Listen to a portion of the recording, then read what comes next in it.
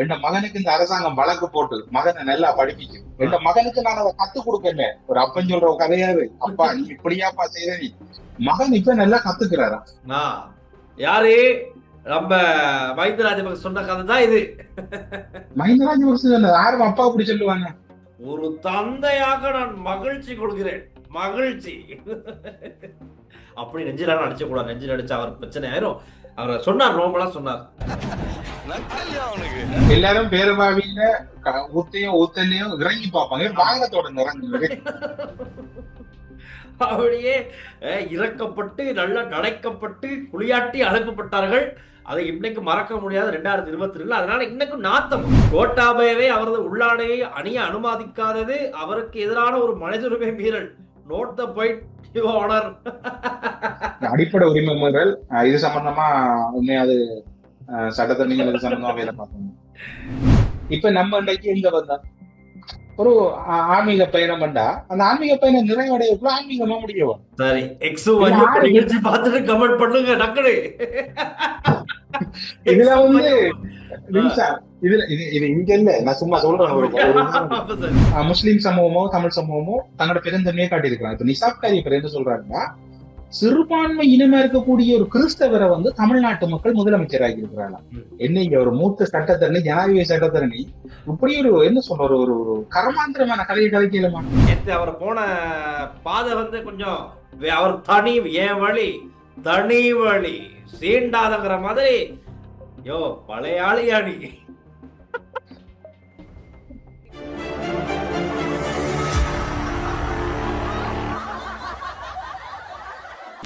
கொழும்பில் சொகுசு அடுக்குமாடி குடியிருப்புகளை வாங்க, அழகான வீடுகளை கட்டிக்கொள்ள ராயல்டி இன்ஜினியரிங், வெள்ளவத்தை ஐபிசி ரோட்டில், வெள்ளவத்தை ஃபசஸ் லேனில். உங்கள் பெற்றோரின் நிம்மதியே எங்களின் நோக்கம். செவிலியர் பராமரிப்பு, ஆரோக்கிய உணவுகள் மற்றும் சொகுசு அறைகளுடன் ரத்மலானியில் வி கேர் ரெசிடென்ஸ். ஹலோ அண்ணா, வணக்கம். வணக்கம் வணக்கம் வணக்கம். என்ன கதை? என்ன கதை? நல்ல கதை. இன்னைக்கு எங்க வேற ஒரு இடத்துல இருக்க மாதிரி இருக்கு. எங்க வீட்டுல இருந்து வெளியே எங்கேயும் வந்துட்டீங்களா? என்ன கதை? ஆன்மீக பயணம். சரி, ஆன்மீக பயணம் கட்டாயம் சிறப்பா தான் இருக்கும். எல்லாருக்காக நீங்க வேண்டி இருப்பீங்கன்னு நான் நம்புறேன். நம்ம நாட்டு நடப்பாக்குற எல்லாருக்காக. நேற்று நாங்க பாத்தீங்கன்னு சொன்னா, நேற்று வந்து மொன்றியல்ல இருக்கக்கூடிய முருகன் கோயில், நல்லூர் முருகன் எல்லாம் சொன்னோம். அப்ப இன்றைக்கு பாத்தீங்கன்னு சொன்னால் அடுத்தது என்னன்னு சொன்னால் மடுமாதம். அதாவது கத்தோலிக்க மக்கள் இல்ல, எல்லா மக்களும் போகக்கூடிய இடம் தான் மடுக்கோயில். அது மாதிரி நல்லூருக்கும் அதிகளவான மக்கள், எல்லா மக்களும் போவாங்க. என்னடா அந்த வணக்க ஸ்தலம் இருக்கிறதால இங்க வந்து மடுமாதாட நினைவு கூறுற வகையிலையும் மாதாட ஒரு திருநாளை முன்னிட்டு கத்தோலிக்க தமிழ் ஆன்மீக பணியிடம் சுவிட்சர்லாந்து வந்து ஒரு மடுமாதாட அந்த திருநாளை முன்னிட்டு இங்க இருக்கக்கூடிய மரிய ஸ்ட்ரெயின் என்ற ஒரு ஸ்ட்ரெயின், அதாவது அங்க ஒரு மாதாடு ஒரு சிறப்பான காட்சி கொடுத்த இடம். அங்க வந்து ஆயிரக்கணக்கான கத்தோலிக்கர்கள் மட்டும் இல்லை, தமிழ் மக்கள் கலந்து கொள்வாங்க பல நீதிகளுக்காக. நீங்க ஒரு சில காட்சிகளை பார்க்கலாம்.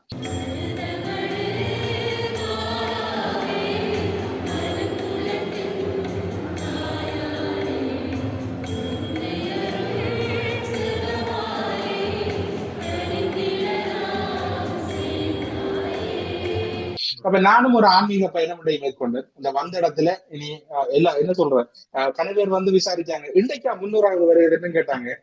இல்ல இன்னும் 300வது வாரத்துக்கு இன்னும் ஒரு 5ஆம் தேதி தான் 300வது வரும், அதுல வாங்க. கணவர் போன் கிட்டதை சொன்னாங்க, நாங்களும் அன்றைக்கு வாரன்னு சொன்னாங்க. இப்படிக்கான சொந்தங்களை காணக்கூடிய இருந்தது. அது இன்னைக்கு ஒரு சிறப்பான திருப்பலி வந்து அந்த திருப்பலியை நிறைவேற்றினவராருன்னு சொன்னாருதான் யாழ் மறை மாவட்டத்தினுடைய பெருமுதல்வராக இருக்கக்கூடிய அருட்கலாநிதி எவரட் நமடிகளார் தான் அந்த கூட்டு திருப்பலியை நிறைவேற்றியிருந்தார். அதனோடு அந்த தேவாலயத்தினுடைய மடாதிபதி மற்றது சுவிஸ் தமிழ் கத்தோலிக்க ஆன்மீக பணியது இயக்குனர் அருட்கலாநிதி ஜோர்ஜ் முரளிதரன் ஆகியோர் அந்த திருப்பலியில இணைஞ்சிருந்தாங்க. ஒரு பெரும் சிறப்பான நிகழ்வு. மக்கள் இப்ப அதாவது 2 வரிசையில நின்று மாதாட வணக்கத்துக்கு ஈடுபட்டு கொண்டிருக்கிறாங்க. அதிகளவான மக்கள் எல்லாம் சீராகவும் சிறப்பாகவும் இடம்பெற்றுக் கொண்டிருக்குது. இது ஒரு குட்டி தகவல் உங்களுக்காகவும் நாங்க ப்ரே பண்ணோம். நேற்று நல்லூர் முருகன் திருவிழா நேரலையில நீங்க லங்காசி ஐபிசி குழுமத்துல ஊடகத்துல பார்க்கலாம். இன்றைக்கும் ஒரு சில காட்சிகள் முழுமையா தர்றதுக்கு என்னடா பக்தி கூடி போன எடுத்த கையில வாய்ப்பு கிடைக்கல. அதனால ஒரு சில காட்சிகள் நண்பர் ஒரு ஆள்கிட்ட கேட்டுக்க தாருந்துக்கிறேன், அதையும் உங்களுக்கு தரலாம் என்று நினைக்கிறேன். இதுதான் பெருசா ஒரு குட்டியான நிலைமை. எல்லாருக்காகவும் ப்ரே பண்ண, ஸ்பெஷலா உங்கள் அனைவரும் ஆரோக்கியம், நீங்க எல்லாரும் தீர்க்க ஆயுசோட எப்பவும் மகிழ்ச்சியா இருக்கணும்னு நாங்க ப்ரே பண்ணி பண்ணோம். இது இந்த கோயிலுக்கு போன இடத்துல நடந்த சம்பவம். நமக்கு இந்த கோயில் எல்லா கோயிலுக்கும் போவோம், அப்ப இந்த வழிபாட்டுல ஈடுபட்டோம். சரி தேசா, அண்ணே அண்ணே அண்ணே அன்னதானத்துக்கும் போவாரு, அன்னையின் ஆசீர்வாதத்துக்கும் போவாரு, எல்லாத்துக்கும் போறவங்க தான் நாங்க. ரைட். அப்படி இருக்கும் போது இலங்கையில என்னன்னு பாத்தீங்கன்னா, இன்னைக்கு இப்ப இலங்கையில என்ன தெரிகிறது, பொதுவா துக்க தினம் அனுஷ்டிக்கப்பட்டு வருது. காரணம், இலங்கையின் பிரபல புகழ்பூத்த பாடகி நந்தா மாலினி அவர்கள் மரணித்து இன்னைக்கு தான் அவங்களுடைய இறுதி சடங்குகள் இப்ப நடந்துகிட்டு இருக்கு. நாங்க ஒளிப்பதிவு செய்யற நேரத்துல இறுதி கிரியைகள் நடந்துகிட்டு இருக்கு.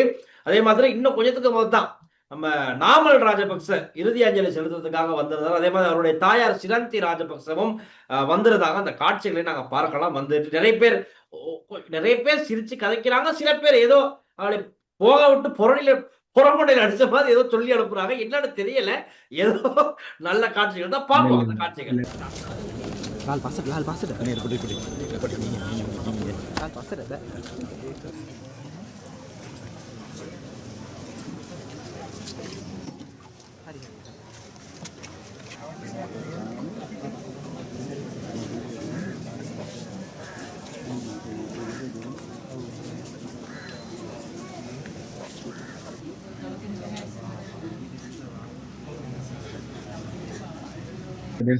உங்களுக்கு நான் இந்த கோயிலுக்கு போனால நான் கண்டதுன்றதெல்லாம் கதைக்க மாட்டேன்.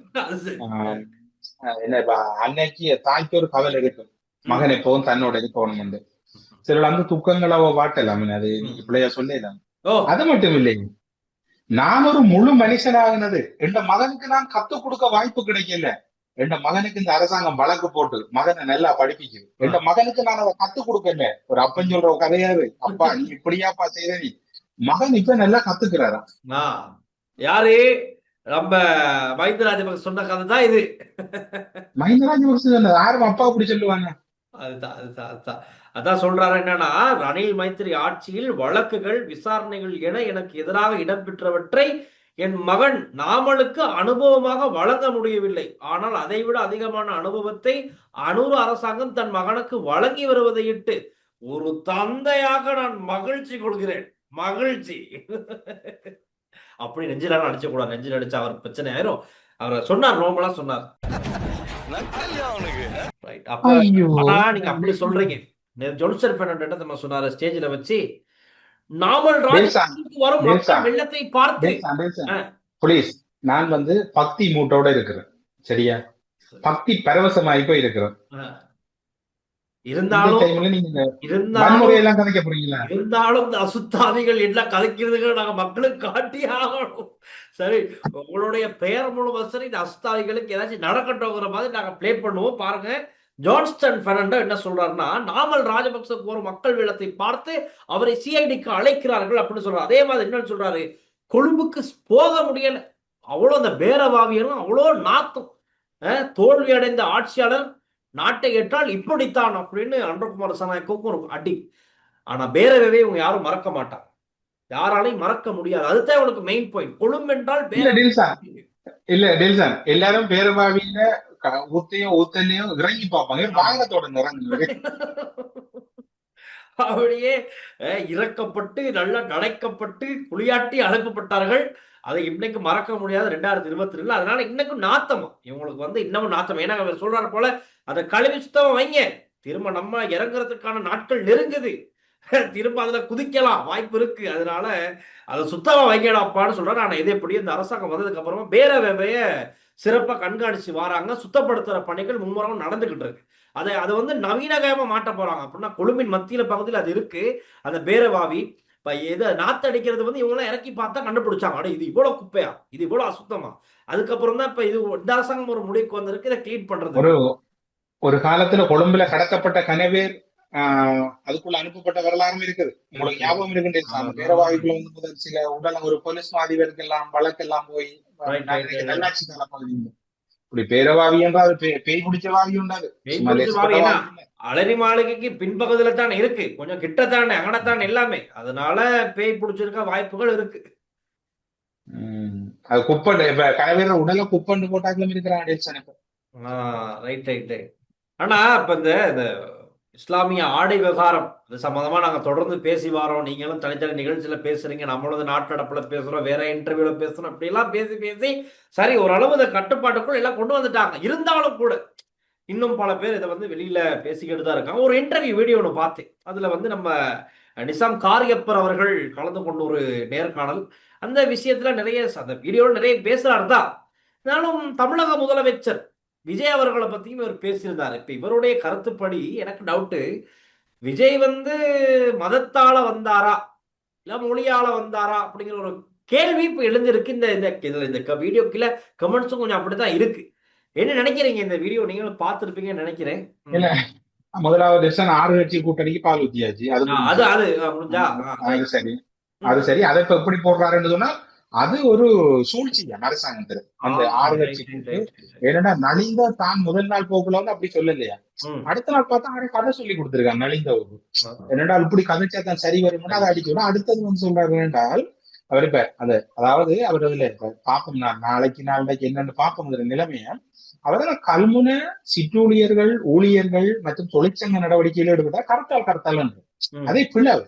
அது வந்து என்ன சொல்ல வைலேஷனான ஒரு கருத்து.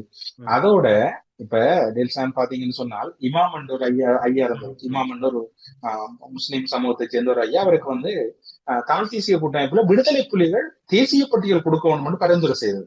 விடுதலை புலிகள காலத்துல அவர் தமிழரசு கட்சியில மத்திய குழு உறுப்பினர். அது போன்று அஸ்மின் என்ற ஒரு ஆளுக்கு வந்து நல்லாட்சிக்கான மக்கள் இயக்கம் என்று நினைக்கிறேன் கிழக்கு மாகாணம், அவர் மன்னாரை சேர்ந்தவர். அவருக்கு வந்து வடமாகாண சபையில தமிழ் தேசிய கூட்டமைப்பு போட்டியிட்ட போது அவருக்கு கிடைச்ச அந்த போனஸ் சீட்டை கொடுத்தது. தமிழ் சமூகம் ஒருபோதும் முஸ்லிம் சமூகமோ தமிழ் சமூகமோ தங்களோட பெருந்தன்மையை காட்டியிருக்கிறாங்க. இப்ப நிசாப் காரியப்பர் என்ன சொல்றாருன்னா, சிறுபான்மை இனமா இருக்கக்கூடிய ஒரு கிறிஸ்தவரை வந்து தமிழ்நாட்டு மக்கள் முதலமைச்சராகி இருக்கிறாங்க. என்ன ஒரு மூத்த சட்டத்தரணி, ஜனாதிபதி சட்டத்தரணி, இப்படி ஒரு என்ன சொல்ற ஒரு கர்மாந்திரமான கதையை கதைக்கலுமா? தமிழ்நாட்டில் இருக்கக்கூடிய முஸ்லிம்களும் தமிழர்களும் அவர்கள் தமிழ் பேசும் சமூகம் மட்டும்தான் வாழ்றாங்க. அவர்கள் வழிபாட்டுக்காகத்தான் ஒவ்வொரு சமயத்துக்கு போவாங்களோ மொழியாலதான் உண்டா இருக்கிறாங்க. விஜய தெரிவு செய்வது வந்து சிறுபான்மை கிறிஸ்தவர் என்று இல்லை, அவங்க தமிழர் என்றதுல மாற்றி தெரியும். நிசாம் காரியப்பர் அந்த பிற்போக்கான தளத்தை பாருங்க, எப்படி அவருக்கு அந்த ஒரு கடைசி அந்த இதை கக்குறாரு, வன்முறையை கக்குறாரு எப்படி என்று பாருங்க. எல்லாமே இருப்பேன். நிசாப் காரியப்பட்ட கேட்கிறேன், நிஜாப்பணியா போனது மெயில நீங்க சொல்ற மாதிரி பிள்ளை என்றால் வாங்க நாங்க எல்லாரும் இருந்து பேசுவோம். ஏன்னா நாங்க இருக்கிற தமிழ் அரசியல்வாதிகளுக்கு முதுகெலும்பு இல்லை. கல்முனை தமிழ் பிரதேச செயலகம், அங்கே இருக்கிற அந்த பழைய, அதாவது கல்முனை வடக்கு ஆதார வைத்தியசாலையில பழைய தொலைபேசி இலக்கம், கல்முனை தெற்கு அசோக் ஹாஸ்பிட்டலுக்குள்ள அதற்காங்க இந்தியாவில தமிழ் பிரதேச செயலகத்தை உருவாக்குவோம். எல்லாரும் சேர்ந்து நாங்க மாமன் மச்சான வாழுவோம். நீங்க அதுக்குரிய களம் நாங்க பேசுவோம். பொது சிவில் அமைப்புகள் அரசியல்வாதிகளை தூக்கிறீங்க. அங்க மல்லியே பட்டி விட்டாரு அவர், மல்லி காட் இல்லையா முதலமைச்சர் எது போச்சு அவ்வளவுதான். மக்கள் இப்ப டெல்சான் இதுல உண்டபுலாங்க டெல்சான் அவங்களோட கருத்தை பாருங்க. அரசாங்கம் தானே இந்த விஷயத்தை செய்திருக்கிற மாதிரி முடிக்க ஒழிக்கிறாங்க எல்லாருமா சேர்ந்து. அரசாங்கம் தான் இப்ப இந்த விஷயத்த உண்டு பண்ணி உருவாக்கி கடைசியில இப்படி கொண்டு வந்து முடிச்சிருக்காங்க. இதுல வேடிக்கணும்னா லீடர் சுகாதார அமைச்சரா மட்டும்தான் இருக்கு எல்லாருக்கானதுல, மிச்ச முழு அமைச்சரையும் இருந்தவர் லீடர். நீங்க பார்த்து முடிச்சிருக்கலாமே, இதை அல்ல ரிஷாட் பார்த்து முடிச்சிருக்கலாமே. நல்ல ஜோக் டெல்சன் பாப்போம், நாளைக்கு என்னன்னு பாப்போம். இதே விஷயத்த வந்து யாரோ ஒருத்தர் ஃபேக் நியூஸ் ஒன்று போட்டதா ஒரு தகவல், அதை வந்து அமைச்சர் சரோஜா போல்ராஜ் அவர்கள் மறுத்திருக்காங்க. எப்படின்னா, இந்த போஸ்ட் வந்து என்பிபி முஸ்லிம் எம்பிக்களின் ஆதரவுடன் கல்முனை வைத்தியசாலையிலிருந்து வெளியேற்றப்பட்ட ஊழியர்களுக்கு பதிலாக 9 தமிழ் ஊழியர்கள் நியமனம் அப்படின்னு நியூஸ். இப்ப அந்த பதிவை வந்து போட்டவர அந்த ஃபேக், அந்த போஸ்ட் எடுத்து ஃபேக்னு போட்டு அமைச்சர் சரோஜா போல்ராஜ் அவர்கள் போட்டிருக்காங்க. இந்த விவகாரம் தொடர்பாக நான் எந்த ஒரு குழுவுடனும் எந்த ஒரு பேச்சுவார்த்தையிலும் ஈடுபடவில்லை அப்படின்னு போட்டிருக்காங்க. இப்ப பாருங்க, இதுல அந்த வன்முறை எவ்வளவு தூரத்துக்கு போயிருக்கு. இதை இடமாற்றம் செய்யறதும் மீள் இட்டு நிரப்புறதும் சுகாதார அமைச்சு திருமதி போல்ராஜ் அமைச்சர் அவர்கள் இதுக்கு தொடர்பு இல்லை. நான் நினைக்கிறேன் அவங்கள ஏதோ ஒரு வகையில சந்திச்சுட்டு வரக்குள்ள அதுல சரி டெல்சான் இந்த கம்பெனி எப்படி உருவாகி இருக்கும் என்றால், இது வீட்டு கட்சியில செயலாளர் டீம் தான் இதை அடிச்சு விட்டுருது. ஏன்னா இந்த சிறியர் நிக்கிறார் அந்த படத்துல. ஆமா ஆமா ஆமா ஆமா ஆமா. ம், ம். விளங்குதா? இது வந்து அவர விளையாட்டு. இது தம்பி கிம்பி இல்ல. ஏன்னா இவ தம்பி இல்ல, அவர் இல்ல. ஆமா. மல்லி இல்ல, மல்லி வந்து இல்ல. மல்லி இல்லைன்னா மல்லி குழப்பம் செய்யும். சரி, அப்ப இதுக்கு பின்னுக்கு என்னமோ நடந்திருக்கு, நடக்குது. ம். ஒன்றும் இல்ல. இதுக்கு பின்னுக்கு வீட்டு கட்சியில பொதுச் செயலாளர் மல்லியாக்கள் விளையாடுறாங்கன்னா தமிழ் மக்கள் பிரச்சனை இல்லை. ம், ம், ம். இப்ப இங்க கடைசா கொண்டு இறுக்கி விட்டுருக்காங்க, ஆப்பொறுக்கி விட்டுருக்க அனுபவம். அனுபவம். இந்த விஷயத்தை வச்சு சரி அரசாங்கத்தை அடிப்போம் வீழ்த்துவோம் அப்படிங்கிற ஒரு லைன் அப் தான் இது. அது என்ன என்ன கவலை தெரியுமா? ம். தமிழ் முஸ்லீம் மக்கள் அவங்களை இதை பற்றி ஒரு கவலை இல்லை. அவங்க அவங்களோட பாட்டுல அவங்க கடைக்கு போறாங்க, சாப்பிடுறாங்க, சந்தோஷமா இருக்காங்க, கிரிக்கெட் விளையாடுறாங்க, ஆடுறாங்க, ஓடுறாங்க, பாடுறாங்க. ம். இன்னைக்கு இந்த உள்ள பீச், உகந்த beach, Pasikudah beach, Kattankudy beach, Kallady beach எல்லாம் மக்கள் நிறைஞ்சு வழியிறாங்க. அவங்களுக்கு எப்படி கல்முனை பீச்சிலேயே மக்கள் நல்ல தாராளமா இருக்காங்க. நல்லது. ஐயோ பரிதாபம், ஆழ்ந்த அனுதாபங்க. ரைட். ஆனா நேற்றைக்கு முன்தினம் இரவு பதிவான ஒரு சம்பவம் தான் நேற்று நைட் வரைக்கும் ரொம்ப பரபரப்பா பேசப்பட்டு இருந்துச்சு. வைத்தியசாலைக்கு தொடர்ந்து 375 பேர் யாழ்ப்பாண போதனா வைத்தியசாலையில் சிகிச்சை பெற்று இப்ப பல பேர், நிறைய பேர் வீடு திரும்பிட்டாங்களாம். என்ன பாத்தீங்கன்னா என்ன கதைன்னு, திருவிழாவில் வந்து இதுல வந்து மண்டத்தரிப்பு, அதுல ஏதோ என்ன சொல்ல, கண்ணுக்கு பார்வை குறையிற அப்படி இப்படி கணக்கு சிக்கல் லைட் பவர், அந்த பவர் லைட்ல தானே பிரச்சனை நடந்திருக்கு. மற்றது சென்சர் லைட்டும் ஏதோ பாவிச்சுன்னு சொல்றாங்க. பட் அதுல வந்து இப்ப வந்து தென்கையிலே ஆதீனம் சுவாமிகள் வந்து இன்னைக்கு ஒரு அறிக்கை விட்டிருக்கிறார் என்றால், ஆலய திருவிழாக்களை வந்து திருவிழாவை நடத்த விடுங்க, களியாட்ட விடுதிகளை மாத்தாதுங்க, அதை பக்தியை குறைச்சிறாங்கன்னு தென்கையிலே ஆதீனம் சுவாமிகள் இன்றைக்கு ஒரு அறிக்கை விட்டுருக்கிறார். அந்த அறிக்கை பார்க்கக்கூடிய மாதிரி இருந்தது. உண்மையில ஆலயங்கள் என்றது வந்து அது ஒரு அமைதிக்காக போறது, அங்க போய் யாருக்கும் துன்பம் வர மாதிரி யாரும் என்ன நடந்தது தெரியாது சார். தென்கையிலே ஆதீனம் சுவாமிகள் அறிக்கையை நான் சொன்னா, நான் பலர் வந்து வைத்தியசாலை கூட, ஆனா உத்தியோகபூர்வமான அறிவிப்பு வரல என்றால் அதுல பாதிப்பு நிலம் என்னன்றது சம்பந்தமா இன்னும் ஒன்றும் வெளிவரல. அது சம்பந்தமா நான் நினைக்கிறேன் வைத்திய சாலை நிர்வாகம் ஒட்டுமொத்தமா கணக்கெடுத்து அதில் அறிக்கை கொண்டு தரும்னு நினைக்கிறேன்.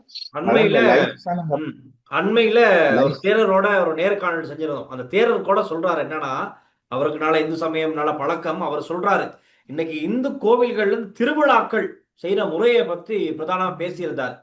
இன்னைக்கு வந்து ஆன்மீகம் குறைந்து ஆட்டப்பாட்டங்கள் தான் கூடி இருக்கு, அதுகள் தான் கூடி இருக்கோ தவிர ஆன்மீகம் போச்சுன்னு சொல்றாரு.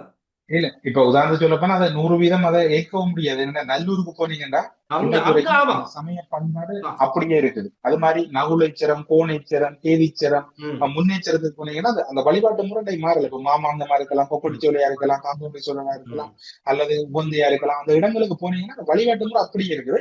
1-2 இடங்கள்ல நடக்கிறதுக்கு கொண்டு சில இடங்கள்ல இப்ப என்ன சொல்றாங்க, இப்ப சில இடங்கள்ல எல்லாம் வந்து நகுலைச்சரம், அங்கால என்ன சொல்ற முன்னெச்சரம் எல்லாம் பாத்தீங்கன்னா அந்த வழிபாட்டு முறை அப்படியே இருக்கு. மக்களும் அதே பக்தியோட கலந்து கொள்றாங்க. இங்க கூட எனக்கு தகவல் படினா என்னன்னு சொன்னா, நல்ல காசு செலவு பண்ணிருக்காங்களாம் இந்த திருவிழாவை ஜாம் ஜாம்னு ஜேன்னு செய்யணும்னு. அப்ப சவுண்ட் சிஸ்டம் என்ன, மின் விளக்குகள் என்ன, இந்த மாதிரி சவுண்ட் சிஸ்டத்தை குறைச்சனால லைட்டை கூட்டிட்டாங்க அப்படின்னு ஏதோ கதை. இப்ப லைட்டை அதிகாலமான லைட்டை போட்டதுனாலதான் ஏதோ பிரச்சனை நடந்திருக்கதா சொல்றாங்க. சரி, ஏதோ மக்களுக்கு பிரச்சனை இல்லாத வரைக்கும் நல்லோம். மக்கள் பாதுகாப்பா இருக்கும் எங்களுக்கு எல்லாரும் அதான் எதிர்பார்ப்பு. ஆனா ஒரு தகவல் கிடைச்சிச்சு, இது சம்பந்தமா உங்களுக்கு தான் நல்ல அப்டேட் கிடைச்சிருக்கும்னு நினைக்கிறேன். இந்த மக்களும் தெரிஞ்சுக்கணும். உங்க மூலம் என்னன்னா, அண்மையில வந்து இந்த வீட்டு கட்சியில வந்து ஒரு அரசியல் குழு கூட்டம் நடந்திருக்கு, ரைட்டா? இப்ப இந்த கூட்டத்துல நடந்த பேசின விஷயங்கள்லாம் இன்னொரு இடத்துல இருந்து போன்ல கேட்டுக்கிறது ஒரு தகவல். என்ன என்ன எதுவும் தகவல் இருக்கா, கசிந்ததா, என்ன கதை? அது என்னன்னா, உங்களோட நீங்க சொன்ன சரி, நீங்க அறிஞர் வீட்டு கட்சியில அரசியல் குழுவும் அவங்களோட எம்பி மேல கூட்டம் நடக்கக்குள்ள மரக்கட்சியில இருக்கிற ஒரு ஆளுக்கு வந்து இந்த வீட்டு கட்சியில இருந்த ஒரு ஆள் வந்து இங்க கூட்டத்துல டவுன் பண்ணி விடுறது. சரி சரி சரி, அவ விஷயமெல்லாம் போயிருக்கு. அப்ப இப்ப வீட்டு கட்சியில அரசியல் குழுல மரக்கட்சியில அரசியல் குழுவா மாறிச்சு. இப்ப வீடு எங்க ரான்சர் ஆயிருக்குன்னா மரத்து வைக்கல, ஏன்னா கூறு இல்ல தானே. கூறு இல்லாதனால இப்ப ஒண்ணும் பண்ணா போய்கிட்டு இருக்காங்க. சரி, நிழலா இவங்க ஜனாதிபதி தலைமையில கூட்டம் நடக்குது, அடுத்த நாள் ஒரு தம்பி ஆர்ப்பாட்டம் செய்யறாங்க, ஏதாவது நடக்குது. நேற்றுமே எதுவும் கூட்டம் நடந்தா என்ன நடந்தது? அது என்னன்னு சொன்னா, இப்ப நாங்க ஏற்கனவே பேசிக்கிட்டு இருக்கோம், மழை பேஞ்சுக்கிட்டு இருக்கும் போது வெயில் அடிக்குது, வெயில் அடிக்கும் போது மழை பெய்யுது. இப்ப ரெண்டுமே எல்லாம் ஒன்னாதான் வருது. ஒரு பக்கம் காற்று, இன்னொரு பக்கம் காற்று இல்ல, ஒரு பக்கம் வறட்சி, இன்னொரு பக்கம் வெள்ளம். இப்படி இருக்கும் போது இதெல்லாம் வச்சு பார்க்கும்போது தான் சொல்றாங்க எல் நினோ. அப்புறம் லா நினா அப்படின்லாம் சொல்றாரு சஜித் பிரேமதாஸ் தான் சரி இதெல்லாம் சொல்றதுக்கு. அவர் தான் நல்லா விலாவாரியா சொல்லுவாரு. அவர் ஏற்கனவே ஒரு எச்சரிக்கையை விட்டுருந்தாரு. அதுக்கேற்ற மாதிரி ஜனாதிபதி அன்ருகுமார் திசாநாயக்க அவருடைய தலைமையில ஒரு முக்கியமான கூட்டத்தை வச்சு இந்த நிலைமை தற்போது எப்படி இருக்கு, இது இலங்கை என்னென்ன விதத்துல பாதிக்கும், அதுக்கு எப்படி நாங்க முன்னாயத்தமா ரெடி ஆகிறதுங்கிறத பேசிக்கிட்டு இருக்காங்க. அது மாத்திரமல்ல, குளங்கள் வற்றி போயிருந்தால் குடிப்பதற்கு மட்டும் நீர் வழங்கி பயனில்லை, அது குறித்து பாருங்கள்னு ஜனாதிபதி சொல்லியிருக்காரு. மின்சார பிரச்சனை எதுவும் வருமா வராதா அப்படிங்கிற மாதிரியும் சம்பந்தப்பட்ட அதிகாரிகள்கிட்ட ஜனாதிபதி கேள்வி கேட்டிருக்காரு. அப்படின்னு ரெடி ஆகுறாங்க. உங்களுக்கு தெரியுது போற போக்குல இந்த காலநிலை கொஞ்சம் மாற்றம் தந்து கொஞ்சம் எஃபெக்ட் பண்ற மாதிரி தான் இருக்கு. இப்ப வெளிநாட்டிலே உதாரணத்துக்கு நீங்க இருக்க இடங்கள்லாம் இன்னும் ஒரு வெப்பநிலை இப்படி மாறி மாறி வருது. பிரித்தானியாவில பூமரத்துக்கு தண்ணி விட இயலாது, தண்ணி விட்டா ஃபைன் அவங்களுக்கு, அதையும் மீறி விட்டா அவங்களுக்கு வந்து கடுமையான தண்டனை. அது மாதிரி இப்ப பாத்தீங்கன்னு சொன்னால் இந்தியால எங்க பிரித்தானியாவில வந்து குடி தண்ணிக்கு மட்டும்தான் அலோட் பண்ணிருக்கிறாங்க. அது மாதிரி ஐரோப்பாவில பிரான்ஸ்ல வந்து தொடர்ச்சியா வந்து காட்டு தீ பரவி கொண்டிருக்கு. மற்றது பல இடங்கள்ல வந்து வறட்சி வந்துட்டு சிலர் முன்னேற்பாடுகளை செய்து கொண்டிருக்கிறாங்க. இலங்கை போன்ற நாடுகளே முன்னேற்பாடுகளை செய்து கொண்டுட்டு இருக்கிறது பெட்டர் என்னன்னு சொன்னால், நாங்களும் இப்ப சில பேருக்கு சில வாழ்க்கைகள் திரும்ப போறது கொஞ்சம் கடினமா இருக்கும். விறகடுப்பு, அடுத்து நாங்க ஒரு காலத்துல டெல்சான் சைக்கிள்ல டைனமோ சுத்தி பாட்டு கேட்ட நாளும் இருக்குது, டைனமோ சுத்தி நியூஸ் கேட்ட நாளும் இருக்குது. எங்களோட அப்பாக்கள் மாறி சுத்தி பாட்டு கேட்கறது, அல்லது இப்படியான வாழ்க்கை, அல்லது டைனமோவை சுத்தி கொண்டு அந்த லைட்டை போட்டுட்டு ஒரு கொஞ்சம் நேரம் அம்மா அப்பா மாறி சுத்த படிச்ச நாட்களும் இருக்கு, விடாம சுத்துறது. இப்படியெல்லாம் வாழ்ந்துனாங்க, எல்லாம் வாழ்ந்து பழகுனாங்க. எனவே இதெல்லாம் ஒரு புது வாழ்க்கையில எல்லாவற்றையும் நீங்க இஷ்யூவாக்காருங்க கடவுளுக்காக. இந்த பாருங்க, கல்முனை பிரச்சனை அங்க ரெண்டு சமூகமும் அமைதியா இருக்குது. இப்ப வரைக்கும் நிசாப்தாரிய பெற அந்த என்ன சொல்ற இது வீரியம் குறையில்லையே பாருங்க, இப்ப துடிச்சு கொண்டு நிக்கிறாரு. இப்ப இது யார்கிட்ட கேட்கணும்? லீடர்கிட்ட கேட்கணும். எங்கப்பா லீடர்? இப்ப சில சம்பவங்கள் எதிர்ச்சியா நடக்கின்றது, அதை கடந்து போயிடும். இப்ப நம்ம இன்றைக்கு எங்க வந்தா ஒரு ஆன்மீக பயணம் பண்ணா அந்த ஆன்மீக பயணம் நிறைவடையக்குள்ள ஆன்மீகமா முடியும். சரி, பார்த்துட்டு கமெண்ட் பண்ணுங்க டக்குனு. இதுல வந்து இதுல இது இங்க இல்ல, நான் சும்மா சொல்றேன்.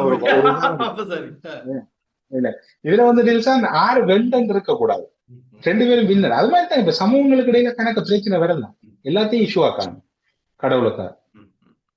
ரைட். இப்ப நீங்க பேசிக்கிட்டு இருக்கும்போது எனக்கு ஒரு காணொலி வந்துச்சு. என்னன்னு சொன்னா, நம்ம முன்னாள் போலீஸ் அதிபர், ஏற்கனவே பல கசமுசாக்களுக்கு சம்பந்தப்பட்டவர், கேசுகளுக்கு சம்பந்தப்பட்ட தேசபந்து தென்னகோன் வந்திருக்காரு நந்தாமாலினிக்கு இறுதி மரியாதை செலுத்த. பாருங்க, அவர்லாம் வாராரு, இன்னும் நடக்கிறாங்க, நல்லா வெளியில தான் சுத்தி இருக்காங்க.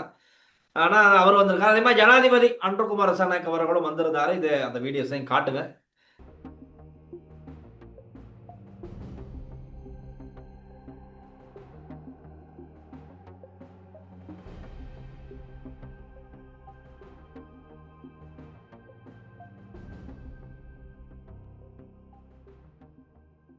அதோட நிகழ்ச்சி எதிர்வரும் 5ஆம் தேதி நேரம் அறிவிக்கப்படும்.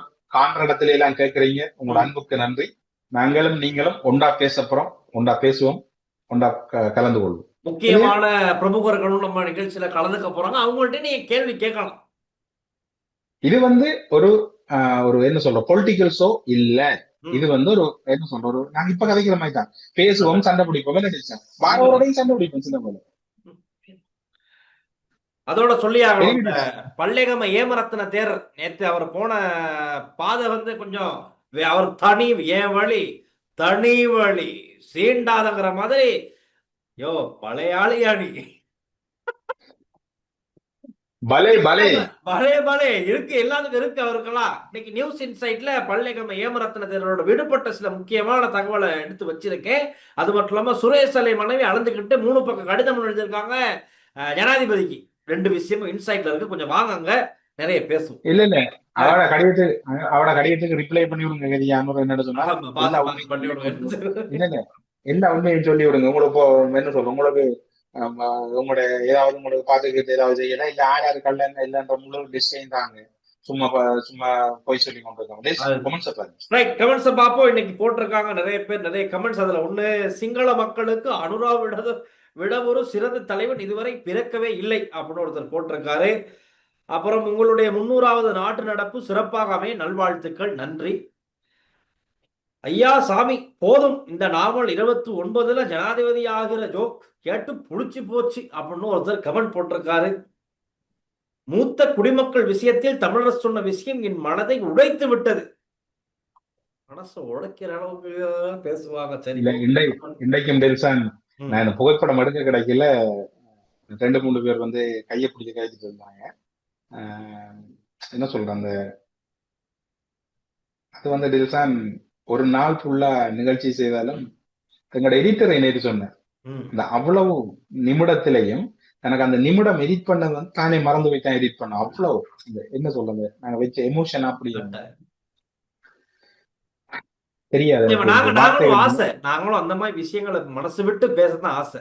ஏன்னா இங்கக்குள்ளேயே பல விஷயம் அடங்கி கிடக்கு, பூட்டி வச்சிருக்கோம். அதெல்லாம் அப்படி நம்ம கதைக்க விட்டா கதைச்சுக்கிட்டே இருப்போம்.